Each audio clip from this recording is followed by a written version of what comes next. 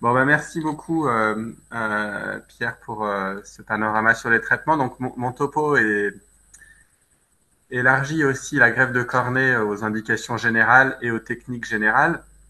Et on évoquera bien évidemment celle du kératocone. Donc, un peu d'historique. La première greffe de cornée a été réalisée en République tchèque par Édouard Zirm en 1905 et elle n'a pas cessé de s'améliorer, notamment depuis qu'on a des corticoïdes dans les années 60 à visée anti-rejet. Alors, trois petits rappels rapides avant de commencer. Donc, celui-là sur l'anatomie cornéenne, je vous le passe, il a déjà été évoqué. Celui-là, il est important de se rappeler que le renouvellement épithélial se fait à partir de l'épithélium conjonctival et qu'avant de réaliser une greffe de cornée, on vérifiera que le limbe, qui est le site des cellules souches qui vont renouveler l'épithélium cornéen, est sain. Parce que si on a un déficit en cellules souches limbiques, on ne pourra pas faire une greffe de cornée allogénique qui risque de ne pas cicatriser. Donc il faudra bien examiner le limbe. Deuxième petit rappel, la cornée est avasculaire. Il y a de ce fait assez peu de cellules immunitaires qui y parviennent depuis les vaisseaux sanguins et il y a également une très faible expression du CMH1 et 2 dans la cornée. Donc les greffons cornéens qu'on prélève chez les donneurs sont dépourvus de vaisseaux et de lymphatiques, ce qui réalise ce qu'on appelle le privilège immunologique de la cornée. Donc, on peut, contrairement à une greffe hépatique ou rénale, réaliser des greffes qui ne sont pas HLA typées ni dépendantes du groupe sanguin. Alors, dans certains cas de rejet multiple, on peut demander un typage HLA, mais dans le cas général, ce n'est pas ce que l'on fait. C'est ainsi qu'on a un succès relativement élevé des greffes de cornée avec relativement peu de rejets, même si ceux-ci existent. Voilà, donc je vous ai pris aussi l'exemple en bas à droite ici d'un patient qui a une néovascularisation cornéenne après une kératite herpétique. Donc comme vous pouvez le comprendre, de ce fait, on va perdre le privilège immunologique de la cornée et il faudra traiter le néovaisseau avant de réaliser la kératoplastie. Et enfin, le dernier appel concerne l'innervation cornéenne. On va vérifier que la cornée du patient, malgré sa pathologie, présente un certain degré d'innervation. Parce qu'en cas de ce qu'on appelle kératite neurotrophique, on risque d'avoir de gros problèmes de cicatrisation cornéenne, notamment chez les patients qui ont des kératites herpétiques dont on sait qu'elles ont un tropisme pour les nerfs cornéens. Donc il faudra bien tester la sensibilité, soit avec une compresse, soit avec un anesthésiomètre de cocher et bonnet. Donc les indications générales des greffes de cornée, ça va être soit une opacification, soit une déformation cornéenne, donc dans le cadre du kératocone, associée à une baisse d'acuité visuelle. Les principales étiologies concernent les décompensations endothéliales, soit primitives, avec les cornéas gutata et la dystrophie de Fuchs, soit la décompensation endothéliale du pseudophaque après chirurgie de cataracte ou après des chirurgies du glaucome ou chez des patients qui ont eu des chirurgies itératives du segment antérieur. Le kératocone, même si les indications et la fréquence des greffes a nettement diminué depuis le crosslinking, ça reste une des étiologies de greffe fréquentes. Les kératites, tout ce qui va être séquelles de kératite herpétique, les séquelles d'abcès de cornée, bactériens, mycotiques, les séquelles de cicatrices perforantes, et enfin les regreffes qui concernent quand même une proportion non négligeable de patients, du fait soit d'un rejet, soit d'un greffon qui est arrivé, ce qu'on appelle en fin de vie, au bout de quelques années. On peut avoir des greffons qui ont plus assez de cellules et qui vont finir par s'opacifier. Donc, voilà sur les indications générales et les contre-indications générales. Elles sont en écho aux trois petits rappels que je vous ai faits. Ça va être la néovascularisation cornéenne, une cornée neurotrophique ou une insuffisance en cellules souches limbiques. Et ça sera important d'identifier ces contre-indications pour éviter ce genre de scénario avec des opacifications, des néovascularisations, voire des perforations aiguës après une kératoplastie ou des revascularisations, des néovascularisations par insuffisance en cellules souches limbiques. Alors, les principales techniques de greffe de cornée. Donc, la première c'est la kératoplastie transfixiante, qui, même si elle a bien diminué en fréquence du fait de l'avènement des greffes lamellaires depuis quelques décades, reste quand même indiquée, notamment quand on a une opacité sur toute l'épaisseur de la cornée.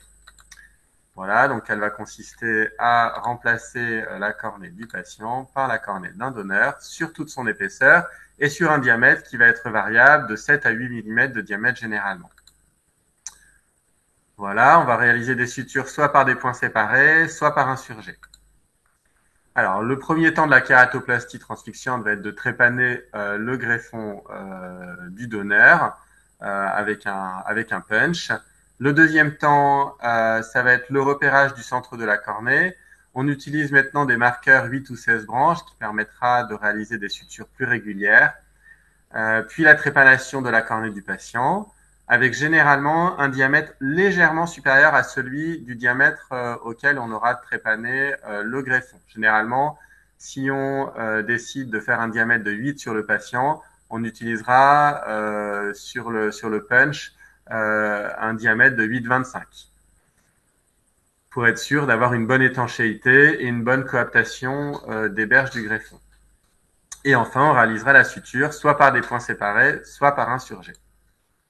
Donc, pour illustrer mon propos, je vous ai fait quelques cas cliniques à chaque fois. Donc, l'exemple d'une patiente qui fait un glaucome aigu par fermeture de l'angle, qui est traitée pour son glaucome, comme vous le voyez ici, une grande flèche cristallinienne, une patiente qui a 50 de pression et qui, malgré les bons soins, finit par avoir un œdème de cornée avec une opacification stromale diffuse. Donc, on va réaliser chez cette patiente une triple procédure, donc la kératoplastie transfixiante, mais on va réaliser également, pour éviter la récidive de glaucome, une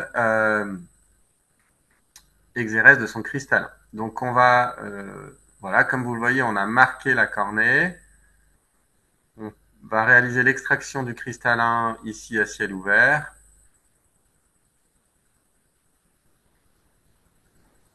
Voilà, donc on fait le rexis à ciel ouvert.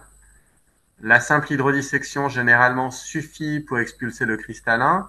S'il n'est pas trop dur, comme dans le cas de cette patiente, on peut se contenter d'un rexis circulaire. Si on a un cristallin qui est très mature, très dur, on va faire des petits refends dans le rexis antérieur pour éviter d'avoir une rupture complète.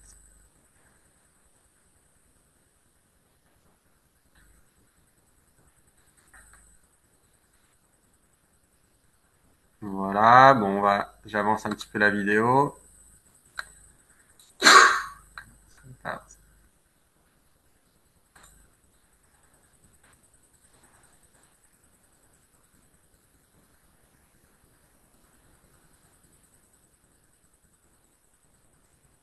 Voilà, on va faire le lavage des masses à ciel ouvert. Et enfin, réaliser la suture du greffon. Alors, on l'implante, d'où la triple procédure. Hein, c'est kératoplastie, extraction du cristallin, implantation.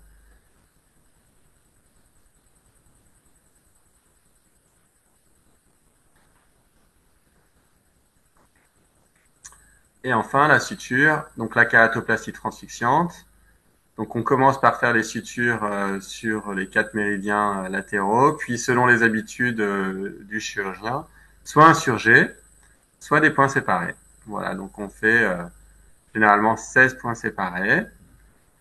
Et on va vérifier à la fin de l'intervention que les points sont relativement réguliers. Donc on utilise, comme vous le voyez au centre, un kératoscope, donc une projection qui est intégrée au microscope. Et on va ici, comme vous le voyez, on a le kératoscope qui pointe sur ce méridien-là. Et donc, c'est que ce méridien-là n'est pas assez tendu. Donc, on va refaire ce point pour le suturer et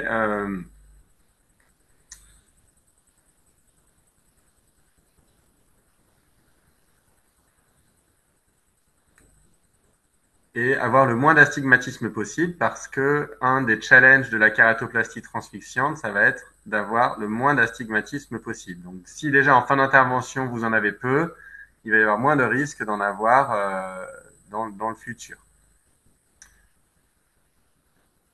Voilà. Donc, on va utiliser des greffons entre 7 et 8 mm de diamètre.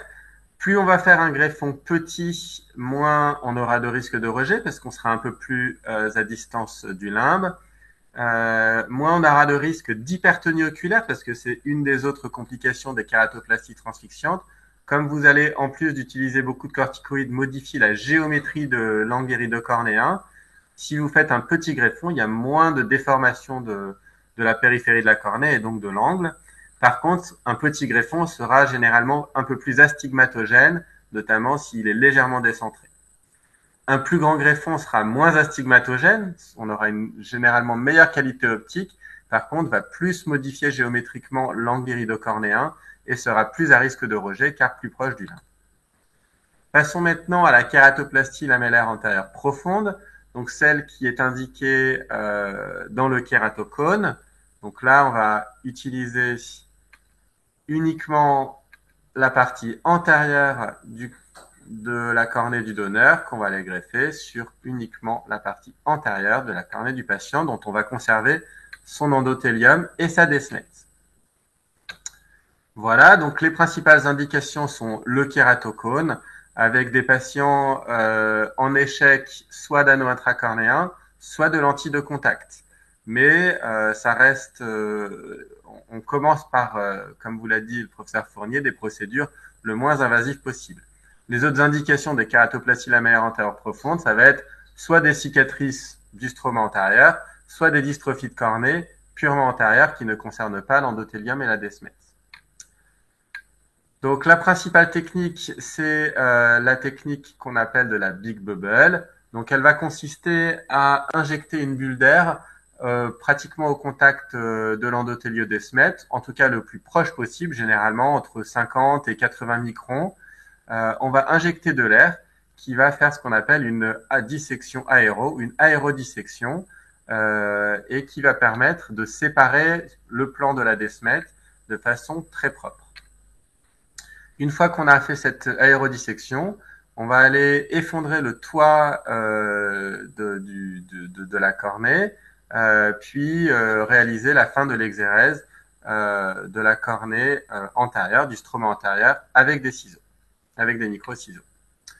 Donc voilà une vidéo de kératoplastie lamellaire antérieure profonde. Donc on va réaliser une trépanation non perforante dans un premier temps.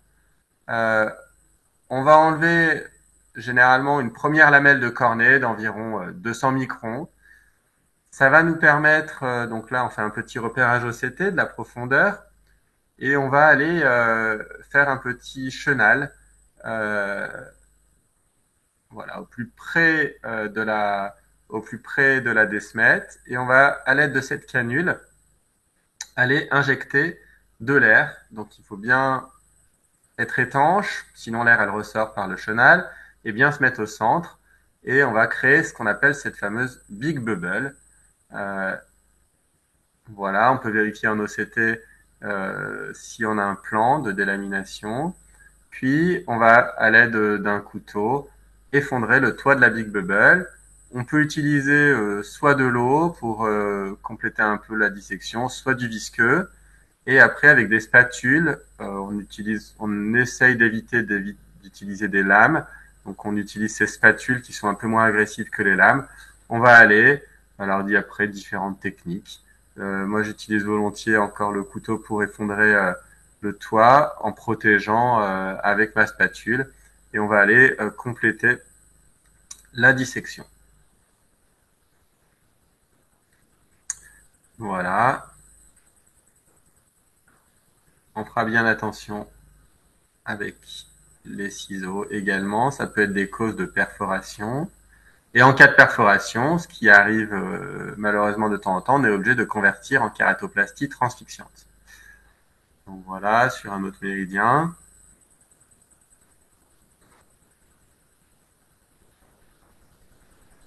Donc une fois qu'on a terminé la dissection, on va utiliser sur le greffon du donneur, on va peler son endothélio-desmette. dont on n'a plus besoin. Et on va aller suturer la cornée sur ce lit d'endothéliode Descemet, tout simplement. Voilà. Pour la kératoplastie lamellaire antérieure profonde. On enchaîne avec la kératoplastie lamellaire postérieure, donc on va remplacer uniquement la partie postérieure de la cornée, soit l'endothéliode Descemet uniquement, ce qu'on appellera la DIMEC, soit l'endothéliode Descemet avec une petite lamelle de stroma postérieur, ce qu'on appellera la DSAEK. Voilà. Donc là, l'indication principale, ça va être la dystrophie de Fuchs. Donc, là, elle se manifeste par un flou visuel matinal, des éblouissements, des halos. Donc, c'est les stigmates d'un œdème de cornée. On pourra mesurer en OCT l'œdème. On verra l'irrégularité de la desmette et de la cornée. Et il faudra vérifier qu'on n'a pas de fibrose stromale trop importante avant de réaliser ce type de greffe. Voilà. Donc, je ne détaille pas plus la dystrophie de Fuchs qui concerne un autre cours.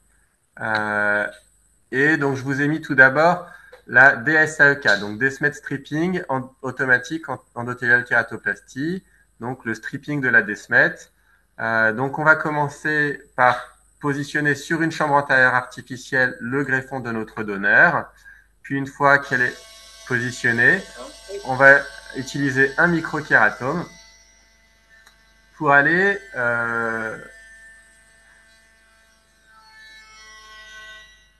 je baisse un peu le son du microkératome, pour aller découper toute la partie stromale antérieure qui ne nous intéresse pas. Donc le but du jeu, ça va être de créer une lamelle de stroma postérieure avec son endothéliode Descemet la plus fine possible. Donc on utilise des pachymètres, soit optiques, soit OCT, et on va créer cette voilà, lamelle la plus fine possible. Voilà. Et ensuite, voilà l'étape chirurgicale. Donc encore une petite vidéo de 2 minutes. Donc moi j'utilise volontiers l'OCT pour préparer et la pachymétrie. Donc voilà la cornée du patient. Vous voyez la cornée aggutata typique avec du pigment. Bon, c'était encore une chirurgie combinée avec chirurgie de cataracte qui est ici accélérée. Donc une fois que vous avez fini la chirurgie de cataracte, si vous avez à la faire, on va aller créer un myosis pharmacologique et aller stripper l'endothéliode Descemet à l'aide d'un petit crochet. Et avec ce crochet, vous allez après aller détacher l'endothéliode Descemet de la périphérie et le sortir de l'œil. Voilà. On peut vérifier qu'on a bien tout enlevé, si optiquement c'est difficile. Puis bon, alors après, il y a différentes techniques d'injection du greffon. Donc voilà, moi j'utilise cette technique avec un petit fil tracté, ça permet de faire des plus petites incisions et de tirer le greffon dans l'œil du patient qu'on va aller plaquer donc à la partie arrière de la cornée avec une bulle d'air.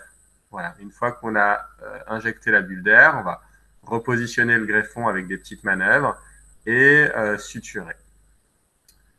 Voilà, donc c'était la technique initiale qui est encore bien réalisée. Donc ici une ultra fine DSAEK où on a un greffon qui au centre fait 80 microns. Voilà. L'autre technique de greffe lamellaire postérieure, donc vous voyez le rétablissement de la transparence de la cornée qui se fait généralement en quelques semaines. L'autre technique de greffe lamellaire postérieure, ça va être la DIMEC. Donc pareil, le stripping de la Descemet. On peut utiliser de l'air si on a une mauvaise visualisation. Ça permet de vraiment bien voir l'endothéliode Descemet. Puis la préparation du greffon du donneur. Comme je vous l'ai montré tout à l'heure dans la clap, on va aller peler l'endothéliode Descemet qu'on va marquer pour être sûr de ne pas l'injecter à l'envers avec un petit tampon. Donc voilà. Puis on va utiliser un diamètre de 8 mm généralement. Et on va mettre le tout dans une cartouche et injecter ce greffon dans l'œil du patient. Et tout comme pour la DSAEK, injecter une bulle d'air. Voilà, donc les deux techniques sont excellentes, avec des résultats qui généralement récupèrent un peu plus vite en DMEC qu'en DSAEK ultra fine, et généralement au bout de 2 ans, dans la plupart des études, les résultats sont relativement similaires. Voilà, on continue sur les greffes et les indications. Donc, les greffes à chaud. Donc, vous voyez ici un petit cas clinique d'une patiente de 54 ans, lentille de contact, avec un vilain abcès de cornée, comme vous pouvez le voir, qui s'avère être une kératomycose à fusarium. Donc, ça, c'est des mycoses qui sont vraiment très agressives. Vous pouvez voir que malgré tous les collyres antimycotiques et les antimycotiques par voie générale, les intrastromales d'antimycotiques, on ne contrôle pas l'infection qui commence à grignoter beaucoup la cornée, qui peut aller jusqu'à une perforation. Donc là, quand soit on ne contrôle plus l'infection, soit il y a eu perforation, on va réaliser ce qu'on appelle une greffe à chaud. On va aller remplacer la cornée par en tissu sain. On va aller découper en tissu sain et remplacer par la cornée d'un donneur. Voilà un exemple d'une greffe à chaud sur un greffon cornéen avec endophtalmie. Donc voilà la trépanation. Vous voyez ici l'endophtalmie. Donc là, j'enlève l'implant. Je réalise même une vitrectomie à ciel ouvert de la boule de pus que l'abcès de cornée sur greffon avait fini par diffuser dans le vitré. Et je réalise une kératoplastie en zone saine. Je complète un peu la vitrectomie par voie postérieure et on réalise une kératoplastie donc à chaud pour s'affranchir de cette infection. Et enfin, je terminerai ma présentation en vous disant quelques mots sur les indications de kératoprothèse. Donc, quand la greffe de cornée allogénique est contre-indiquée, si vous avez bien écouté tout à l'heure, généralement en cas d'insuffisance en cellules souches limbiques ou néovascularisation extensive, on peut faire appel à des kératoprothèses. Donc, soit sur la gauche, si vous avez un film lacrymal qui est encore relativement préservé, on peut faire la kératoprothèse de Boston de type 1, soit si vous avez une surface oculaire détruite, généralement après des syndromes de Steven-Johnson, des Lyell, ou des brûlures oculaires sévères, ou des xérophtalmies sur des gougeraux très sévères, on sera obligé d'utiliser les techniques d'ostéo-kératoprothèse. Donc, la kératoprothèse de Boston type 1, c'est une kératoprothèse ici, comme vous le voyez, qui utilise au centre une optique en PMMA et en périphérie la cornée d'un donneur. Donc c'est la kératoprothèse la plus utilisée actuellement dans le monde, même s'il y en a pas mal actuellement en développement. Donc on commence par faire le montage de la kératoprothèse. Donc on va aller sur la cornée d'un donneur réaliser une trépanation à 8,5 de diamètre. Puis au centre, on va aller puncher à 3 mm. Le centre, donc on va créer une sorte de petit donut cornéen qu'on va aller positionner sur l'optique de cette kératoprothèse de Boston. Puis on va aller fixer le tout avec une contreplaque en titane qui comporte des petits orifices pour laisser passer l'humeur aqueuse et la nutrition du greffon. Donc, deux petits exemples de chirurgie. On commence généralement par enlever le panus, donc de tissu conjonctival, d'insuffisance en cellules souches limbiques.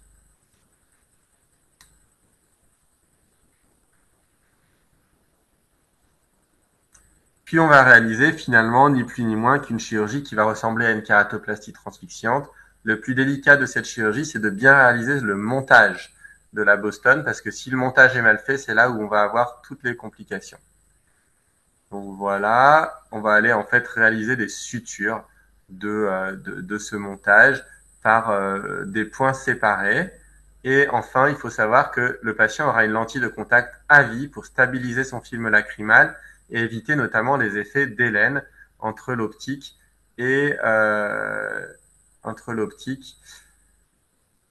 la cornée. Donc ici une autre kératoprothèse de Boston avec extraction du cristallin à nouveau à ciel ouvert. Voilà, donc comme vous pouvez le voir, pour vous marquer, j'ai laissé bien cette vidéo. Ça saigne en fait. Pourquoi ça saigne? Parce que la patiente est plein de nez au vaisseau. C'est pour ça que ça la contre-indique à une kératoplastie classique. Donc ici, on implante à ciel ouvert et on va aller réaliser les sutures de la kératoprothèse. Et enfin, je terminerai mon topo par une ostéokératoprothèse. Chez les patients qui ont une contre-indication absolue, même à la Boston parce qu'ils ont plus de film lacrymal, on va aller faire un petit montage d'os avec une optique au milieu. Donc l'os, on le prélève soit via une dent, soit de l'os tibial. On va aller prélever de la muqueuse buccale pour reconstruire toute la surface oculaire du patient. Donc le patient, vous voyez ici, qui a été brûlé sur ses deux cornées. Il a eu X greffes de cornée, X greffes de limbe.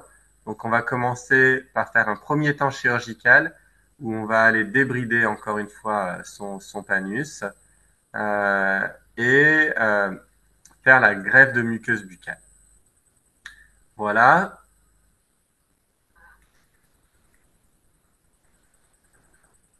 Et 3 mois plus tard, on va aller récupérer notre kératoprothèse os plus optique qui se sera stérilisée parce que ça a été dans une poche orbitaire. On va enlever la fibrose autour de l'optique, mais on laisse bien la fibrose autour de l'os. Et on va aller soulever notre muqueuse buccale. Ici, on met un petit anneau de Flieringa pour éviter le collapsus du globe et l'hémorragie expulsive. On va aller faire l'iridectomie complète, qui bien évidemment saigne. On va aller faire l'extraction intracapsulaire du cristallin à la cryode. Et enfin, on va aller suturer cette kératoprothèse. On fait une petite vitrectomie pour diminuer le risque de glaucome, qui fait partie des principales complications, et suturer la kératoprothèse.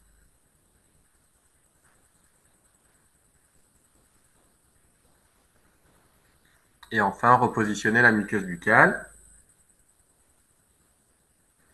Donc ça, c'est réservé aux patients qui sont contre-indiqués à la greffe de cornée allogénique traditionnelle, soit Boston, soit ostéokératoprothèse.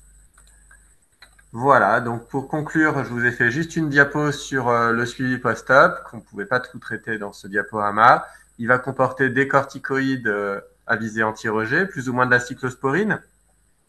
La gestion de l'astigmatisme, soit par le surjet, soit par l'ablation des points qu'on enlève généralement à partir d'1 an. Une prise systématique à toutes les consultations de la pression intraoculaire.